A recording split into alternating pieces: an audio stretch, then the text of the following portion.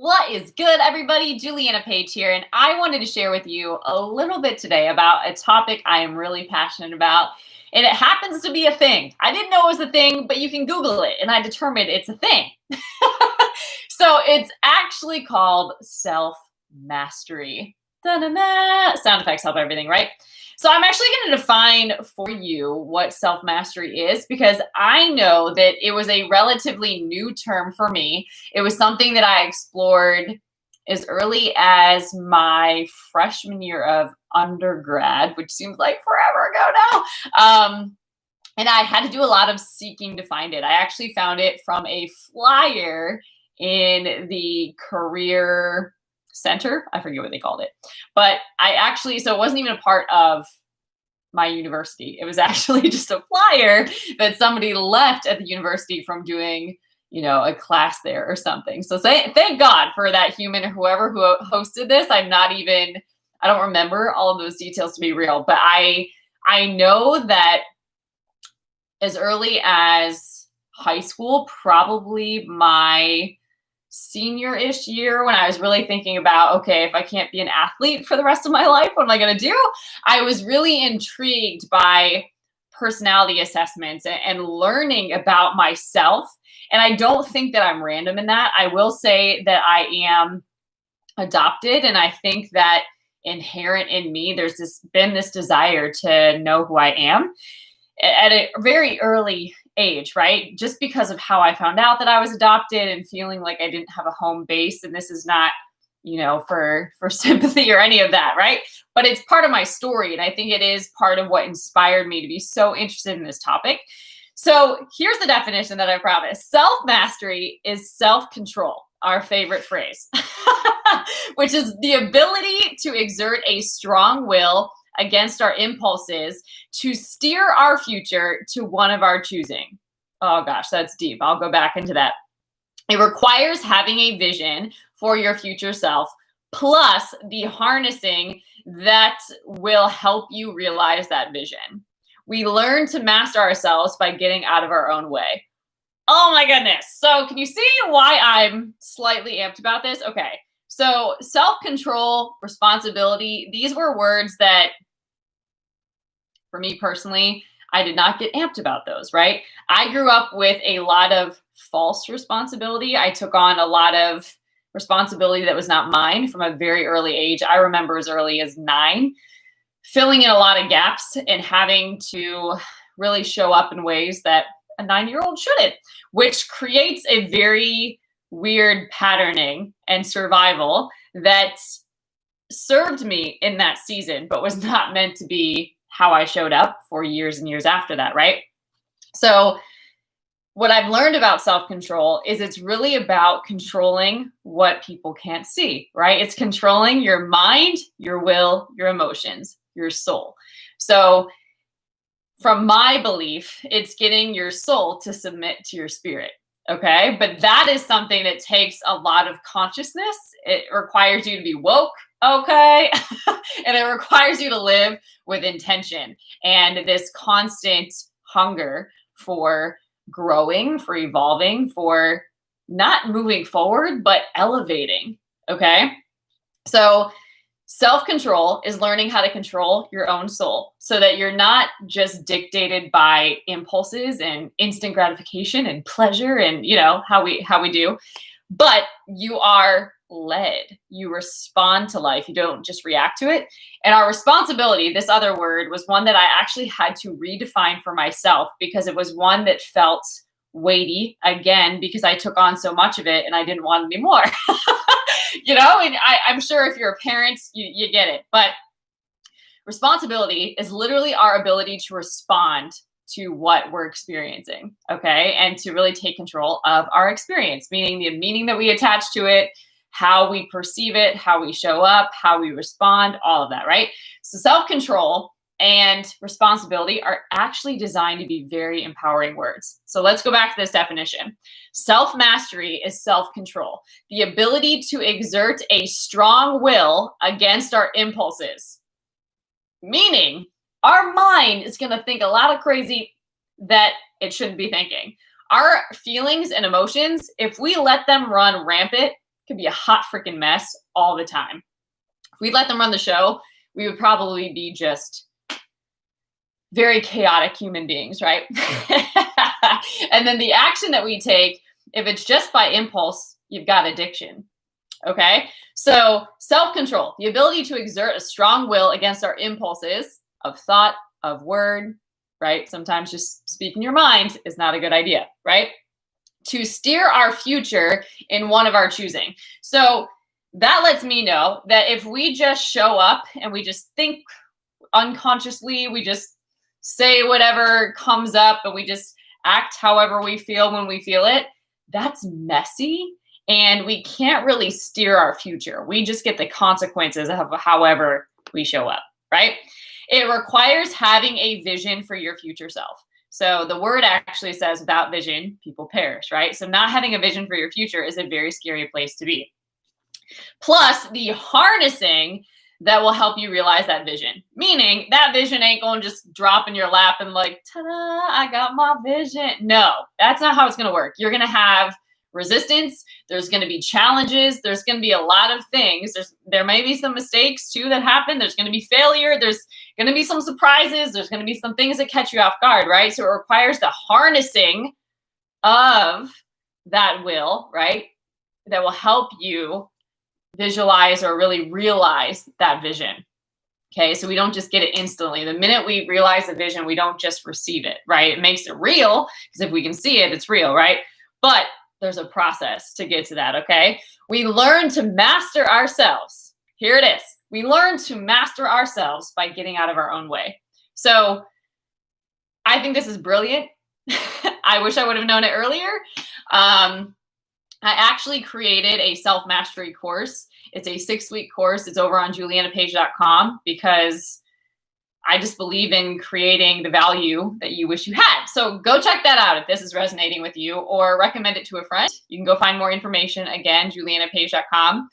But we learn to master ourselves by getting out of our own way.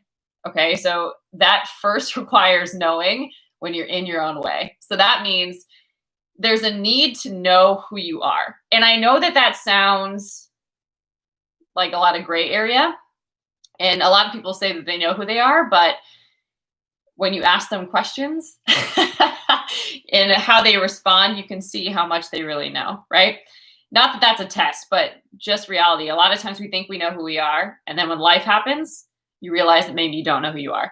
But it's really important to gain an understanding, to raise your consciousness, to grow in your awareness of who you are so that life doesn't make you forget and life can't just change you, okay? So think about it this way.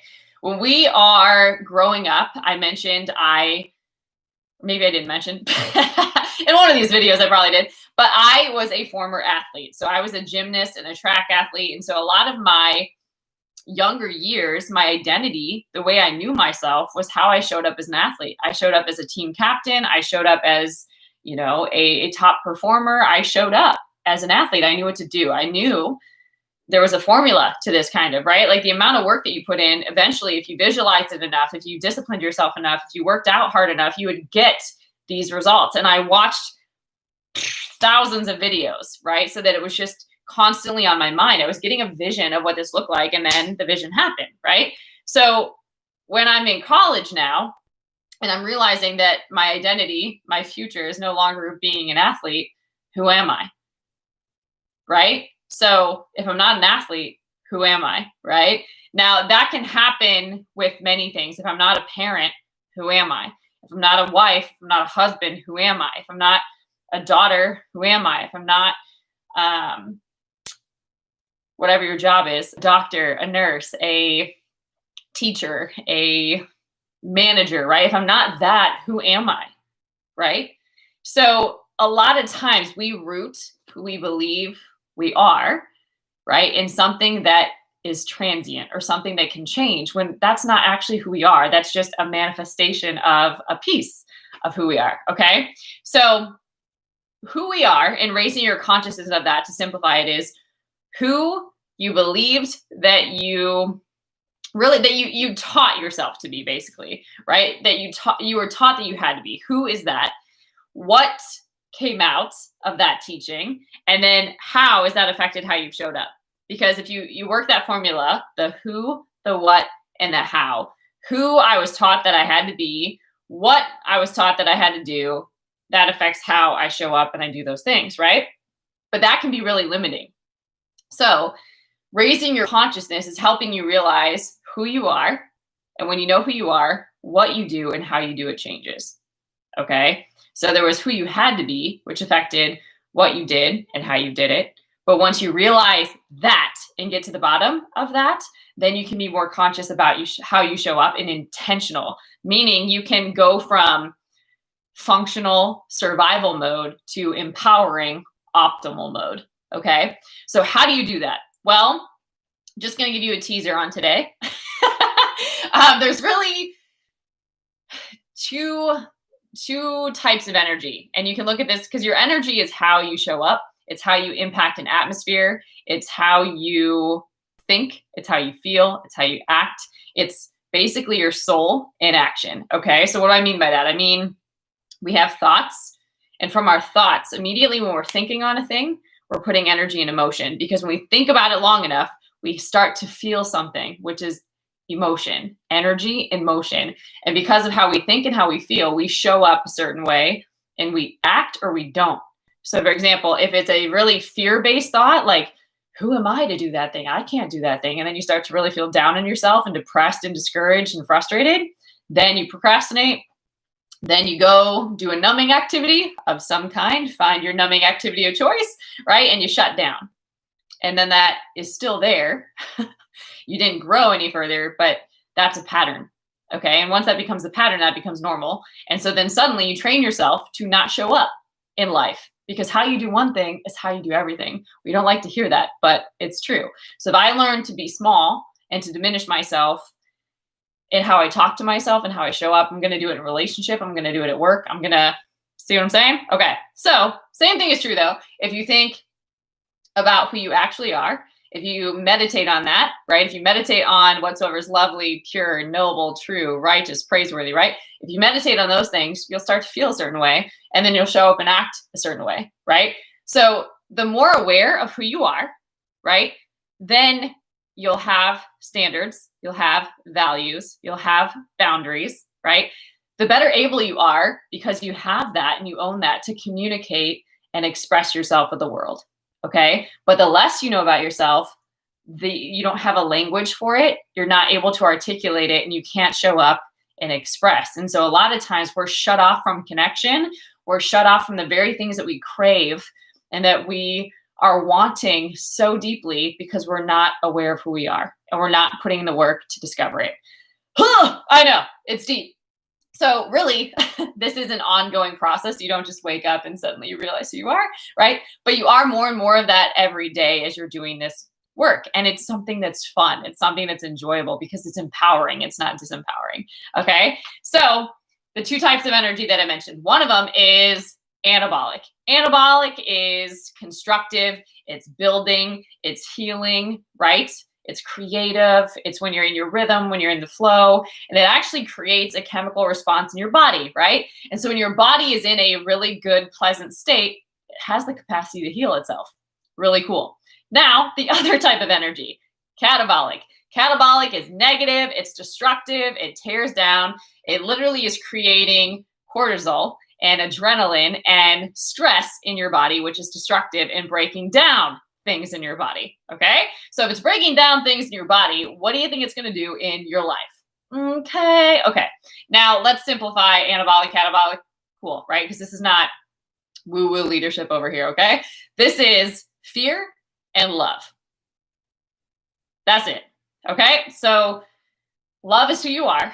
Love is natural. Love is peaceful. Love is flowing. Love is joy. Love is creativity. Love is flow, right? Like it's just this freeing rhythm. All right. Now, fear is the opposite. It's restricting. It's destructive. It's limiting. It's diminishing. Like you literally want to like cringe and shrink. Okay. It's diminishing. So love will help you expand and take up space and express yourself and be confident. You'll even see a change in your posture. And the same is true with fear. It'll cause you to shrink and want to like numb out and go hide and isolate. Okay, so, woo, really cool, right?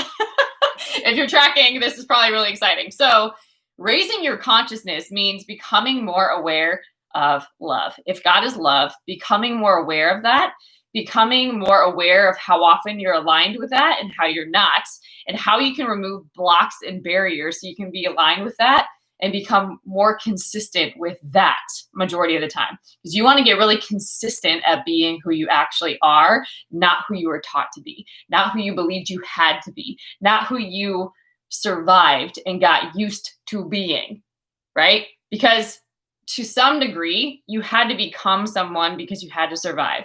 You had to be useful. You had to do certain things. And let me explain why, right? So when you're young and when you're a child, what do you crave? You crave love, right? You crave it. You crave being loved. You crave being adored. That's just what kids do, right? They want to be held. They want to be nurtured. They want to be praised, right? Like kids love that. So who did you crave love from most is a really great question. Then who did you have to become to receive that love, to earn that love? Now, this is, you shouldn't have ever had to do any of that, but a lot of times this is how we learn patterns just from way back in the beginning. So for example, in my story, I craved it from my adoptive father. Who did I have to become? I had to become high achieving. I had to become perfectionistic, meaning I didn't have problems.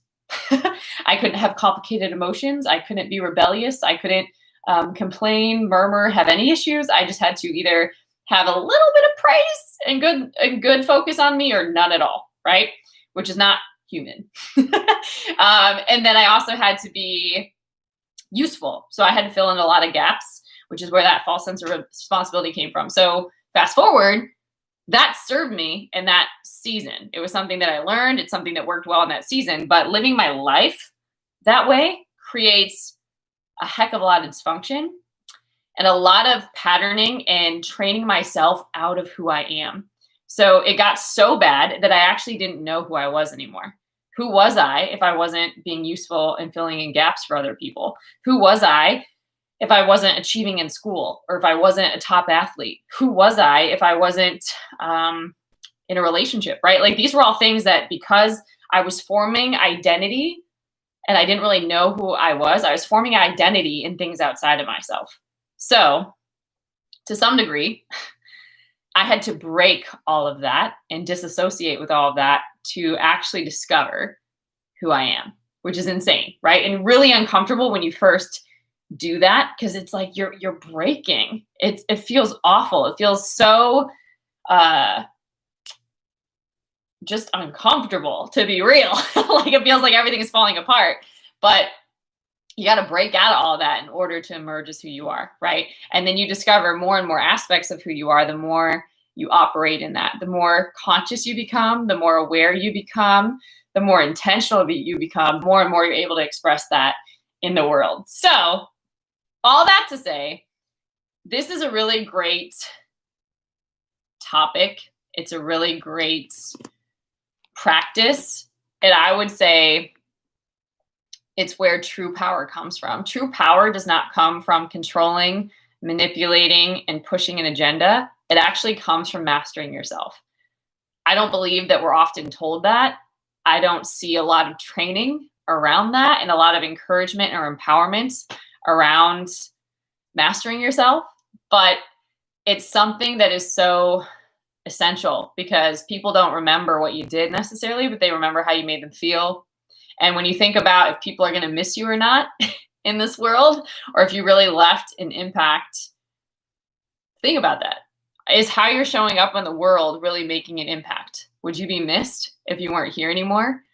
Just think about that. Is the energy that you're bringing, do people remember that? Are they moved by it? Do they feel something when they experience your presence? Right?